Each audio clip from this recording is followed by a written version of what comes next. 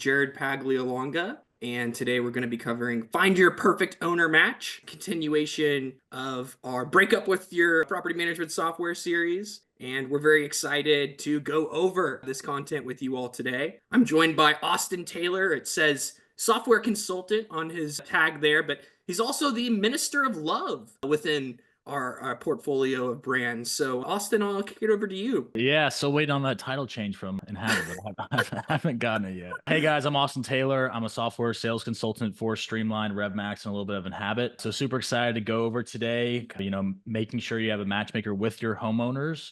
What's a good one? What's a bad one? Where are the red flags? Where are the green flags? And how you can manage these over time. So super excited to go over it today. Awesome. So let's get started here with a brief recap. So last time on our webinar, we covered, why switch, when to switch, and what to look for when you switch, right? You can see a few of those key points on our slide here. The very long and short of it is, you really want to be very specific in what you want when you're going to look for a software, because if you don't know what you want, right, nobody's going to be able to give that to you. TLDR version of that. If you would like a recording of that webinar, we have that available. And for the next version of this series, we are still brainstorming, and we'd love to hear from you all on what we might cover next. We're thinking, maybe homeowner acquisition strategies, but would love to hear from you guys. With this slide, we're going to be getting right into the meat and potatoes. Right? So we are looking at identifying your ideal customer. And some of you might be familiar with this. It's something that certainly is talked about a lot in our industry, right? From the talking heads, at the conferences you might go to every other year. And this is an owner pivot grid. So we have time and money. This is an exercise that we can't just talk about it, right? We actually have to do it. I do recommend going through this exercise, at least every year, maybe twice a year. And what this will do for you is it's at times sobering, right? And at times cathartic. It is a little bit rewarding, to put someone that might be in that upper left quadrant. It's a good exercise that kind of reminds you, hey, what is reasonable? Like how many calls am I going to take on a unit that might only earn, 20K in my portfolio, right? What's a reasonable expectation? So your time is valuable, guys. Do this to give yourself a bit of peace of mind. It is not necessarily a personal judgment of these owners, right? It could simply be that there's operational concerns, like getting a cleaner up to that unit that's 45 minutes away from the others is too much of a headache, right? And there's not enough other units we could sign in that area to make it worth our while. It can be a personal judgment, right? It certainly can, but it doesn't necessarily have to be. All the more reason to be concerted, take this down that routine cadence. Is this kind of like twofold, it sounds like? So on one side of the spectrum, it's kind of look at your existing customer base and see which ones make the cut. But is it also kind of parlay into the other side where you can now target those type of homeowners now that you know that avatar and like what they can actually produce for you? Like I said, with operational concerns, if we have some folks in the bottom right quadrant, then they're not taking up much of our time and they're producing quite well. So we might look to sign other owners in that neighborhood or that building, right? Whatever may be the case for your market. And you can identify, because there may be reasons, right? They don't have as many restrictions in that area. The HOA is easier to deal with. That makes it a good place to add other units as well. So this can inform to your point, Austin,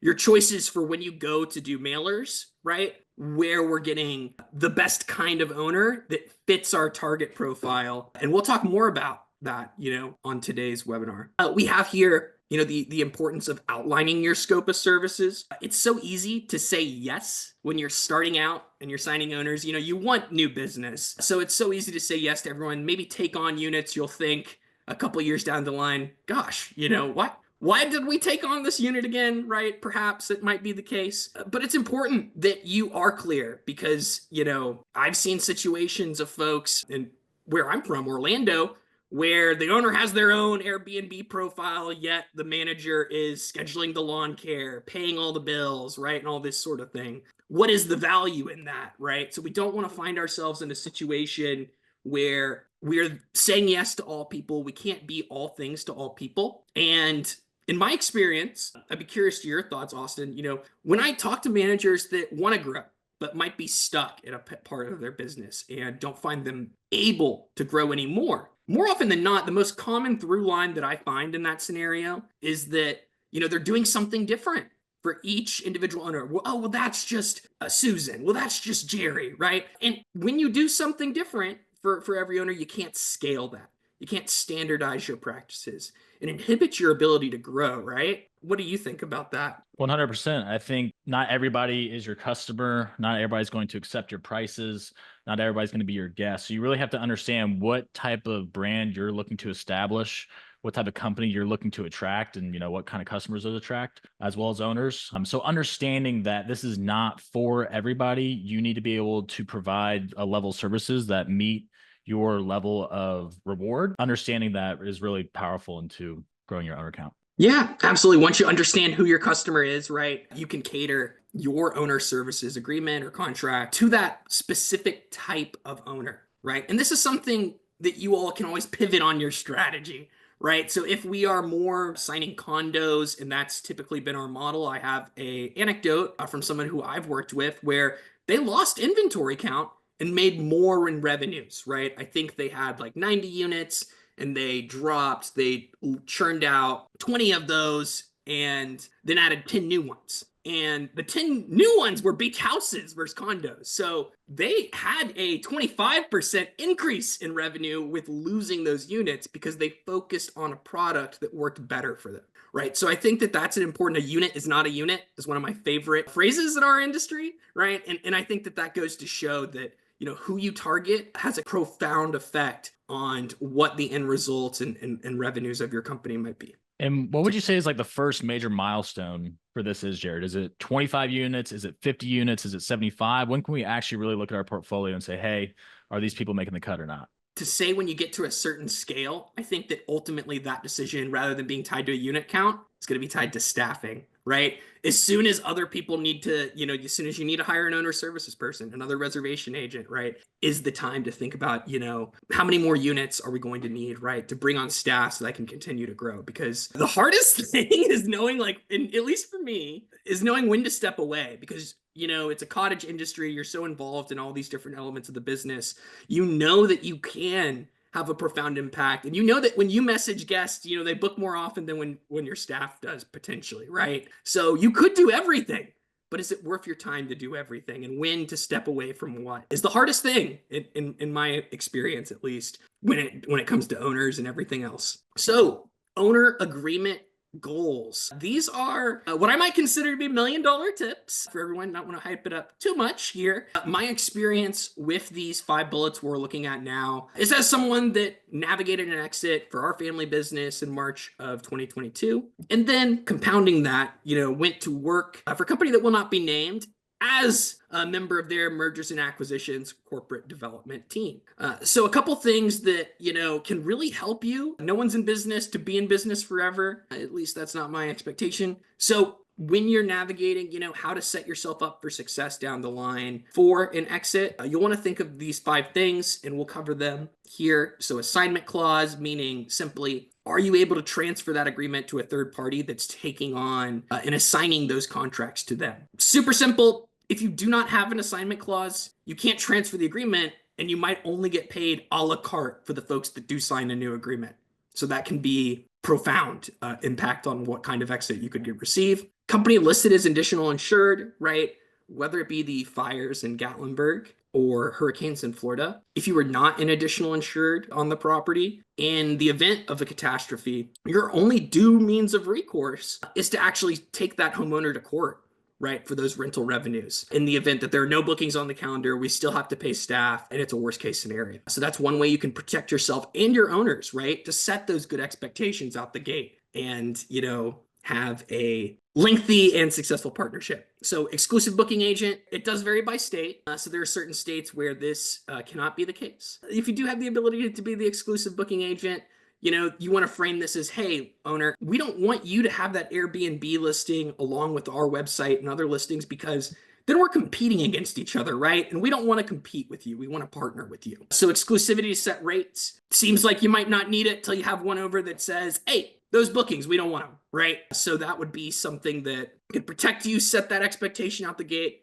right, for a long and healthy relationship. Lastly, a for sale clause, meaning if that home does go for sale, that the current owner would owe, 3 months commission on bookings that had been on the calendar. So not a hard and fast rule with that 3 months by any means, but some language to protect you in the event of a home going for sale when the new owner does not sign is certainly something that can provide a lot of value to you in the long run. So all these things to say, if the owner has an issue with all these things, y'all, and they're very, very set in how they'd like to do things, it's okay to walk away, right? If we can't come to an agreement on what you want in your owner agreement and what they're willing to accept. If it's difficult on the first date, right, with that owner, it's not going to get easier when you get hitched. So certainly important to protect yourself. The implementation of these 5 bullets will not only help protect you in the event of unfortunate accidents, catastrophes, but also it will help you get better terms along with better revenues upon an exit, right? People are more willing to give more upfront if you do have these things like an assignment clause can help you on that exit. And Jared, let's say like somebody's listening and they have their owner agreements today, they're working fine, but they see this and they want to add it now. Is there any recommendations that you have on navigating that owner conversation or how to better introduce it? Or do you just, send them the contract, don't say anything? How would you go about it? Yeah, I would say, we're working with the team and update it for all the owners at once. I would say it's a routine thing. We met with some legal teams and want to mitigate risk on our agreement, right? To ensure that we set the best possible expectations with you all and can deliver. I'd point to something like that additional insured on how it's a good deal for everyone, right? How this protects you and them. And I would kind of talk about things like that. I might not mention a bunch about the assignment clause necessarily because you don't want to scare them, especially if that's not something you're looking to do in the near term. It is better to plan this ahead. First, try and do it, a couple months before an exit, where it may not appear like, we're, doing things a little last minute, I guess. So certainly good to plan ahead. You can take owners through that process in Streamline. We do have a homeowner acquisition module to that end, right? So that we can store, because what I would say is you do want to store those owner agreements in a software all in one place. It's not fun. I can speak from firsthand experience to go track down a bunch of them. So certainly good to standardize that process, right? And you can do that in Streamline. Perfect. And now this is kind of where I step in, and I kind of want to go over revenue management along with owners and how you can be the expert. I think a lot of times when people hear the word revenue management, they immediately think dynamic pricing or pricing tools. But reality is owners are a huge factor into your revenue management strategy, which should just equal what is my top line revenue going to be. So these are some of the things that you kind of need to look out for. This is called owner leash length. If you're wondering what that means, you probably should because I made it up. But essentially, what owner leash length means is like, what are you allowed to do? Are you on a 30-foot leash or are you on a 5-foot? And so differences in that length allow us to do different things. So the first one is a nightly minimum requirement. So some owners might come to you and say, hey, I need a 5-night minimum, 7-night minimum, 3-night minimum, whatever it may be, but it might not exactly line up with what the market is giving at that given time or given year. And so there's only a couple of things we can do. The first thing we can do is say, hey, got it. We're going to accept this as reality. We're going to use that nightly minimum. Second thing you can do is adopt new technology. I know RevMax has length of stay pricing, which is super helpful for these owner conversations to allow shorter stays for the same total amount that they're actually looking for. Or 3, you have to educate them, which I'll touch on in a second. So that's the first thing you really have to consider is, hey, is this owner going to allow me to be flexible in my nightly minimum strategy that will allow for maximum revenue for them and for me? The second one we want to touch on is nightly rate requirements. So this is the owner that wants top dollar every night. Jared, I love your analogy. If I asked you, hey, how much occupancy can you get me? What would you tell them? Oh that's my favorite in like a discovery call with the potential owner. That's my favorite question, Austin, actually, right? How much occupancy can you get me, Jared? The answer is the same, 100% occupancy, my good sir, right? Because, realistically, we know that occupancy is only one lever, right, that we have, so that, it needs to be tied to be meaningful to revenue. And ultimately, at least in my strategy, not that you asked, Austin, but at least Yeah. in my mind, when we cover occupancy revenue, we really want to keep owners focused on that end of year number versus what's the nightly rate on a last minute booking we might have got to fill a weekend that wouldn't have been booked otherwise. It's so easy to get tunnel vision if you're an owner kind of on this recent booking that came in. Whereas it takes a little finesse to guide them back to, okay, well, what did we do? What are we on track to do year over year? Is this booking contributing to this year over year figure meeting our goal? Because we want to meet your goal. Remember when we first talked, owner, right? We talked about we want to achieve perhaps a number like this on this unit. And to get there, we're doing everything we can, and this is a part of that. That's how I might broach that conversation with someone who did have a low dollar per night value come in on a last minute booking. 100%. And so this kind of leads us into the next one. A type of owners vary in their involvement with revenue management. And so now specifically, I am talking about kind of pricing and that stuff. So this is somebody that wants to micromanage everything, the price, the discounts you offer, even which guests they might want to know, like, do you know who's staying? What's their name? You're like, can't really do that. They're stalking you on Airbnb and looking at their calendar, or stalking other people in the market and what if they got booked and you didn't. So understanding that this is a factor, and does this come up in your discovery calls? Also in review, and comparing this to the matrix that Jared outlined in the beginning of, is this person really helping me or hurting me time wise and top line wise as well? And you'll notice more often than not, to your point, when you are approaching an owner, those kind of red flags that you mentioned, right, about they're stalking the Airbnb. We can kind of see maybe some signs, and when you kind of know what to look for, you might identify those sooner rather than later. And good on you if you can, right? Because it can potentially save you some heartache of, we already did the photos and got the lock on there, and now they're saying what, because that's not fun. So a good point. 100%. And also too, this then ties into number 4 of what's the availability looking like? That, to Jared's point of, Right. hey, we're going for X numbers a year, but if you're coming to stay during all the holidays, or you're coming for 3 months in the summer, that's going to drastically change what we can produce for you in our portfolio. So understanding how they're available to you, and then is it always going to be open season for everybody else, or do they have a lot of, friends of owners that are to be staying in the house for discounts and stuff like that as well? So that's something to heavily consider. The 5th one, your commission structure. This is really more based for, larger outfits. For small ones, this is just an idea of you to look internally at what matters more to you. If you have a high commission, obviously what we really want to focus on ADR and capturing a high nightly rate, compared to if we have a lower commission, we're focused on a lot of fee revenue. We want to be structured for a lot of occupancy adjustments there. But what really ties all this together is if an owner is open to education. And if you are allowed to provide them that education, is a big impact on how long they stay with you, your relationship with them. And so if we actually go to the next slide, I'll actually show what I mean by this. So sometimes you might have an owner that says, hey, what are my competitors priced at compared to me? And so one quick thing that I really like to do is to have a comp set compared to them. So a comp set in this case is, let's say this is a 3-bedroom homeowner, and in their area, they're really just focused on their specific neighborhood. I can hyper focus to that neighborhood, focus only on 3 bedrooms, hand select those, automatically compile their rates, and show it in a graph compared to mine. This allows me to have a much cleaner, and they can digest this graph super easily, saying, hey, you're the yellow, they're the green, and we're doing the strategy that we're going to undercut them by a certain percentage to increase our occupancy. And this is right now, and we're going to monitor this and make sure we're performing month over month. But being able to show them exactly that, one, that hey, we understand what's going on in the market.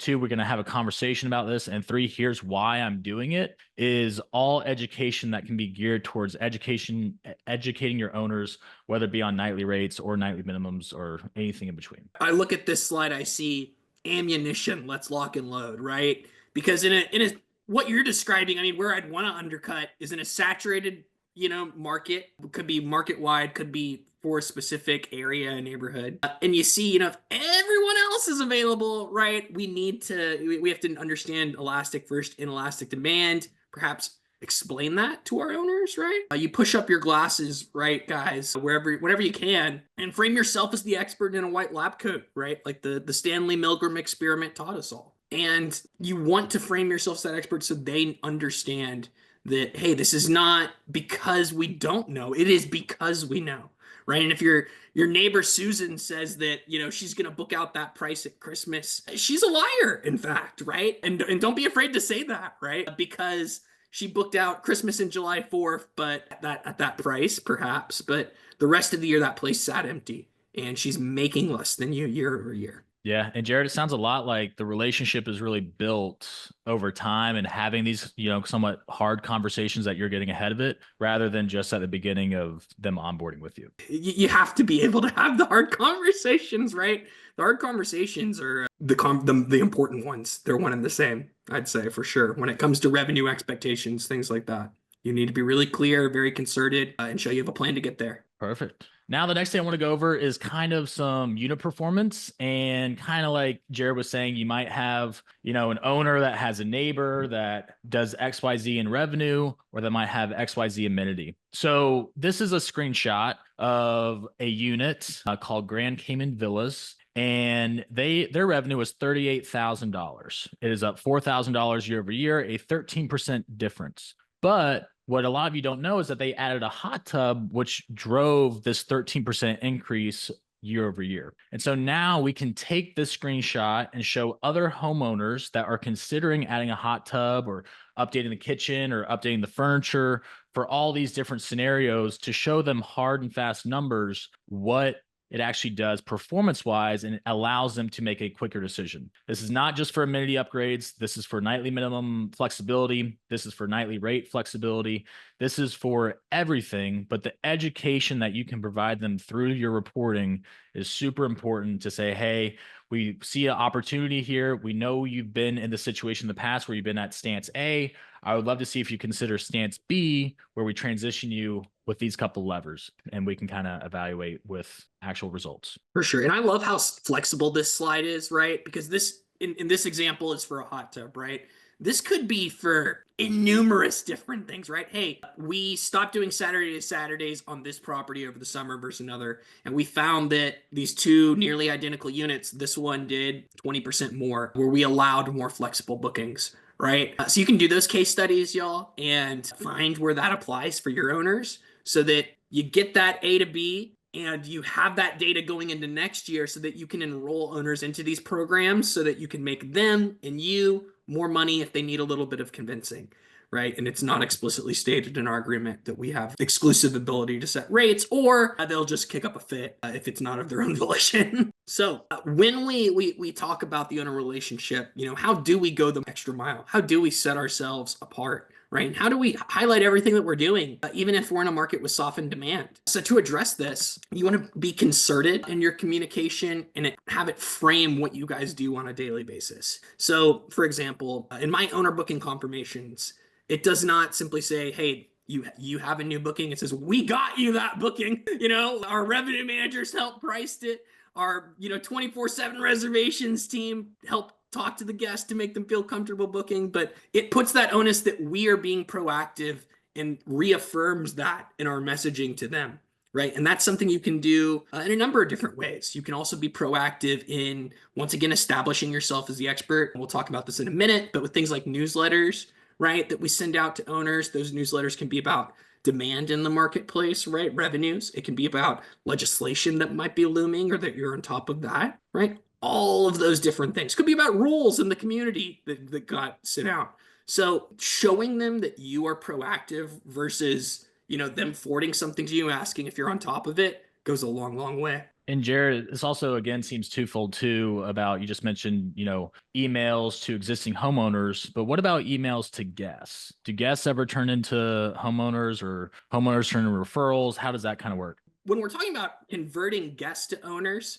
right? That's something that guests do turn into owners. And if they're booking with you, you'll want to have a flag in your system for repeat guest. Maybe if they've stayed with you a number of times, we can set some automation to ask if they're interested in speaking with an agent. What we can also do is be certain that on your website you establish landing pages for the different areas you operate in, like different buildings, communities, neighborhoods. And then that way its effect is twofold. A, potential owners will look at that and say, hey, well, if it's good enough for Cheryl next door, it's good enough for me, right? She has a great place. So I'm all on board now that I saw that this home in my community is on this website. So label your communities, make landing pages for all of them, fill them with all the keywords and backlinks that Google eats up, right? So that's one way. Another way is going to be in that those guests, find that community that they're specifically looking for. They go to stay at that community, and then maybe they purchase there because they've been so many times. So one of two ways, right? 100%.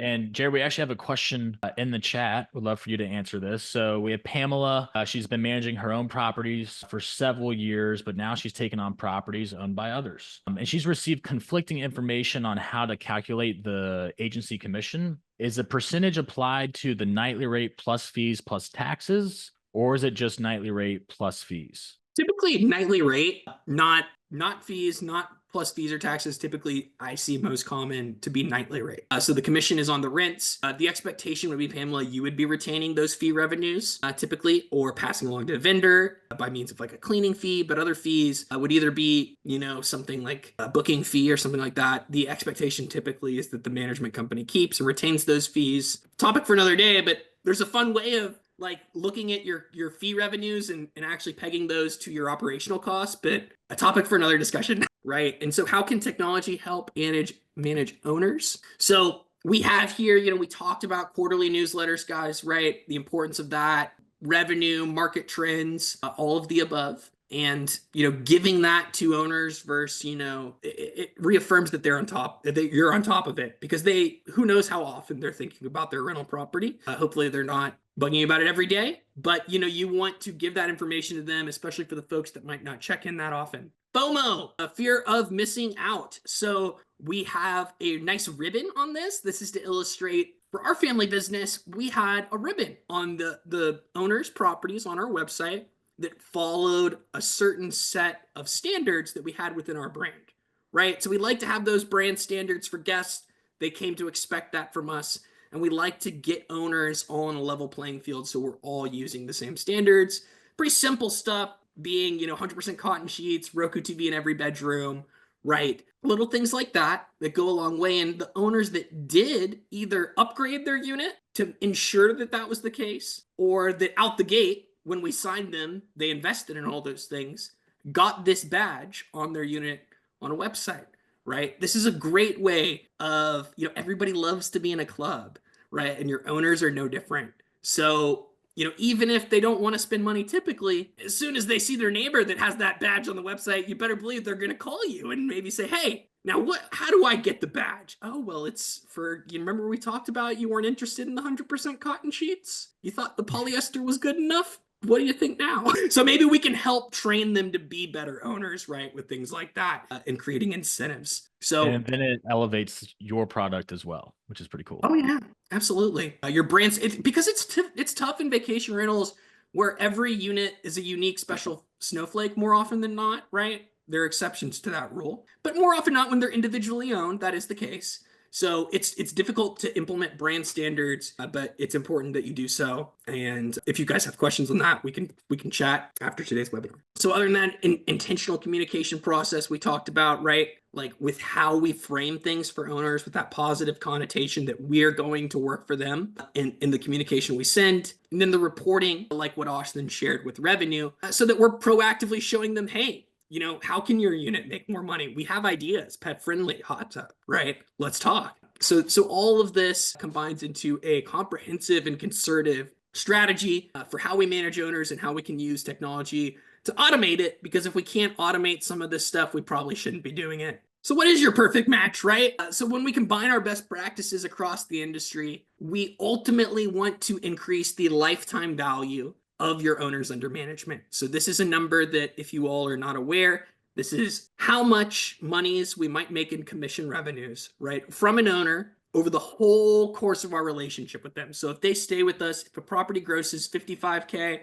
and it stays with me for 7 years. Guys, I'm terrible at mental math, so I'm not going to do it. But the answer to that question would be the lifetime value of that owner, right? So it's a good thing to know, and you could learn, your average production per property if you didn't want to do it for each individual home, and then you could gauge what the average lifetime value might be for a unit in your portfolio. So it's certainly something worth looking at. It's certainly what folks that, if you are ever to exit, the buyer will certainly be looking at, right? So it behooves us to increase this number. And by increasing this number, it's our hope that, we can make our lives easier, right? That we have a better relationship with owner. We set clear expectations out the gate with our agreement.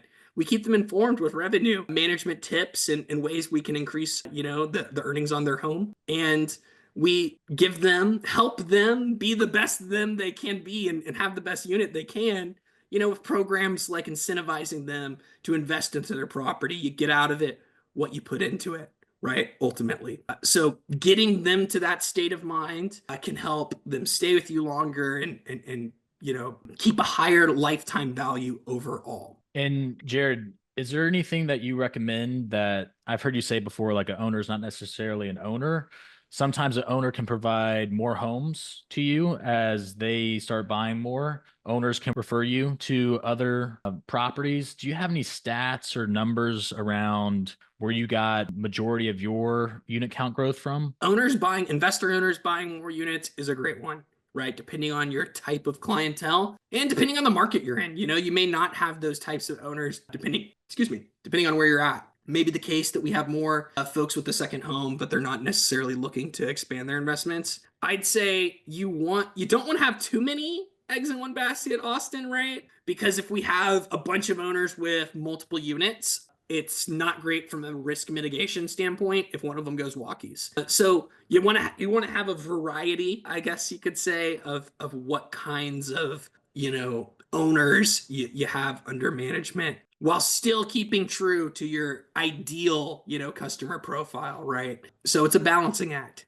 Perfect. We actually got a question in the chat from Tim. What are you referencing when you say incentivizing owners to stay with you? Commission discount potentially. So incentivizing owners, Tim, not to say we're incentivizing them to stay with us. We're incentivizing them to raise the bar on their unit, right? So if they've been holding out, they got that wicker furniture in there they just don't want to get rid of. And if the unit next to them invested in some new furniture and it grossed, let's say it's nearly identical otherwise, but it grossed, 4K more year over year. We could point to that in a call with the owner, say, hey, listen, and that, once again, going back to FOMO, they may not want to do it because they're cheap, but if it brings them up to their neighbor and they can recognize that it's going to, after they invest in it, increase their year over year earnings, that's what we want to incentivize owners to do, right? Yeah. Okay, cool. Tim's got it. Perfect. And then we also have Pam liking the badge idea. We've also heard of different stuff for different tiers. Yes. Can BizCord provide something like this? They can. So you'd be able to reach out to them. How that might look is, the custom amenities, Pam, in your Streamline system. You'll be able to set those up, and you could set up one as like I did certified comfort properties, but you can come up with whatever you want it to be called is the good news. So you can customize like what kind of thing that would look like and what you want to call it, set it up as a custom amenity in your system, and then you can show that on the website. Great question.